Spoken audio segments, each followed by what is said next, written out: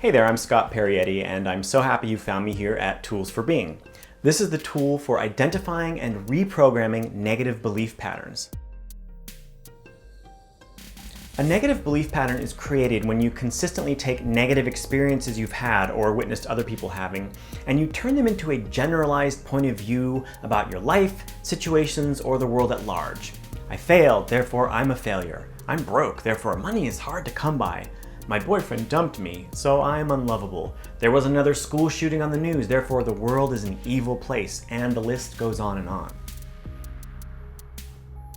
The first thing to understand is that negative belief patterns are stories you've created in your mind. They aren't actually true. Now, I'm not saying that the things you've seen or been involved in aren't true. Yes, of course they are, but once you turn them into negative belief patterns, they become the stories of your life and of life in general, and subsequently, the patterns of your actual life experience become created through these stories. If you believe you're a failure, you'll keep failing. If you believe you're unlovable, you won't attract love. If you believe the world is an evil place, you'll continue to see and experience more and more evidence of that. Now, you may have heard the saying, thoughts create reality, and that's almost true, but a better way of saying that is the thoughts you turn into belief patterns become the stories that create your reality. When you create a negative belief pattern about one subject, the tendency to develop an overall habit of negative thinking starts to ooze its way across your mind like a giant blob. See, the mind is a conditioned mechanism, and it will basically think in whatever way you consistently program it to think. Optimists tend to be optimistic about everything. Pessimists tend to be pessimistic about everything. If you don't believe me, I challenge you to find a pessimist who's also an optimist. It's not going to happen because after repeated chronic tendencies to think pessimistically, the brain will develop an overall pattern of thinking pessimistically, and then your life experience will be one that constantly validates your pessimistic outlook. But the good news is that just the way you've programmed your brain toward the negative, you can reprogram it toward the positive and then recreate your life experience.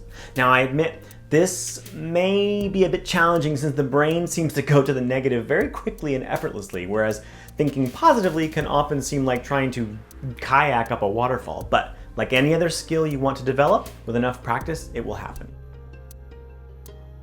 There are 3 simple steps to reprogram your negative belief patterns, but again, it takes practice, so don't get overwhelmed in thinking you need to succeed at this today. It takes time, so just be patient with yourself and honor and accept where you are right now, knowing that there's absolutely nothing wrong with where you are right now.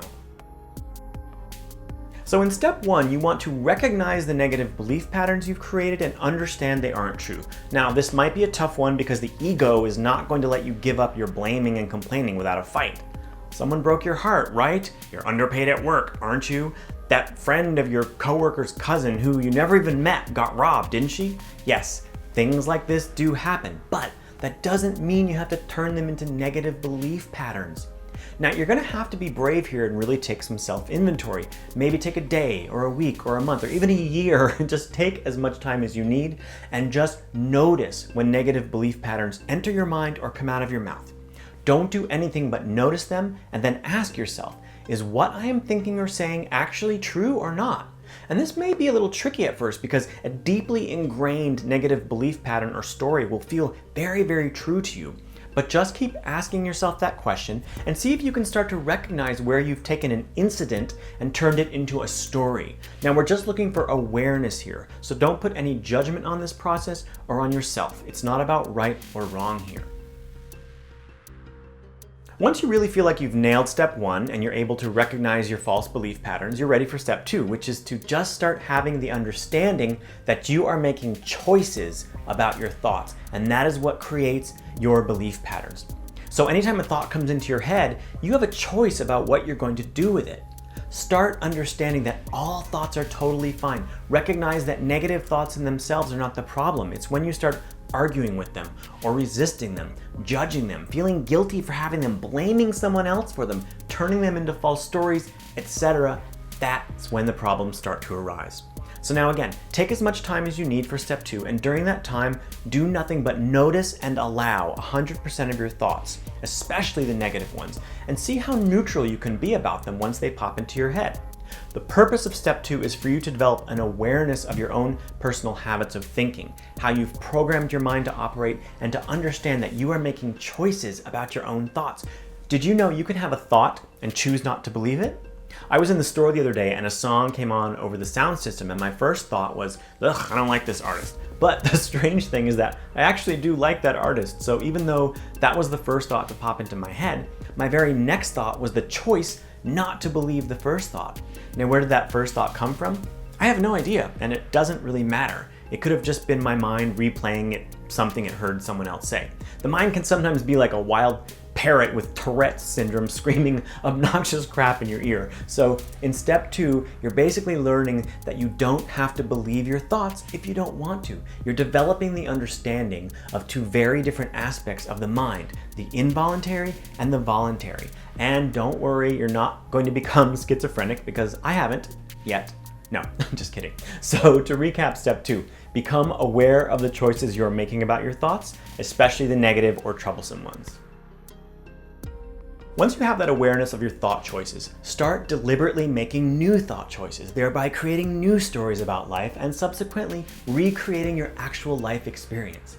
Now, there are a lot of different ways you can do this, and remember, it's not about getting anything right, it's about reconditioning the brain into a new habit of thinking. It doesn't really matter how you do it as long as new patterns become established. So what you want to do here is find ways to interrupt the mechanism that is creating the negative belief patterns. Let me use a very simple, if not a very cliche example. Let's say you meet someone. You're very attracted to them. You have a really great conversation with them. They seem quite into you. Then they ask for your phone number, assuring you that they will call tomorrow, but then they never call. Okay, so instead of going to the negative belief pattern of, this always happens to me, or guys or girls are full of crap, or the ones I like are always jerks, etc. Instead, can you just experience the disappointment without blaming, judging, or making it into a story about your life or about people? And can you instead have a thought like this: they didn't call because they didn't call, period. No need to overanalyze or criticize or make anyone into a villain, and no need to create a story around it or add to an existing story. One thing you might discover here is that you're able to give yourself permission to feel sad, angry, disappointed, etc., without adding blame and judgment into the mix. Now, I know that the blame and judgment and the "they always do this to me" seem like a very normal and natural place to go, but that's only because you've conditioned your mind into believing that it is, which only brings more of the same unwanted stuff into your life. And eventually you believe you have no control over it, like someone's got a voodoo doll with your name on it or something. But you are the creator of your life, not just through physical action, but also through your belief patterns. And the blaming and judging and criticizing are at the root of most, if not all, negative belief patterns. You see, the ego thinks it's protecting you by making other people responsible for the situations in your life. And maybe in the short term, it does protect you and make you feel better to a small degree, but in the long run, it's only perpetuating the creation of experiences in your life that you don't truly want. So remember, practice making new thought choices. And then when you practice this long enough, you will condition the brain to experience, process, and release negative emotions, getting you out of the habit of blame and judgment, deconstructing your negative belief patterns, and clearing the space for you to naturally create more positive belief patterns. And it's absolutely not about trying to force yourself to feel positive when negativity comes up. No, don't do that. It's just about making new thought choices in order to recondition the brain. Did I mention that already? It's about reconditioning the brain and recreating your life. Remember, your mind is your servant, not the other way around. I sincerely hope you find value in what I've shared in this video, and for more tools for being videos, please visit my YouTube channel, and please feel free to reach out to me with any questions or comments. Be well, and don't take it all so seriously.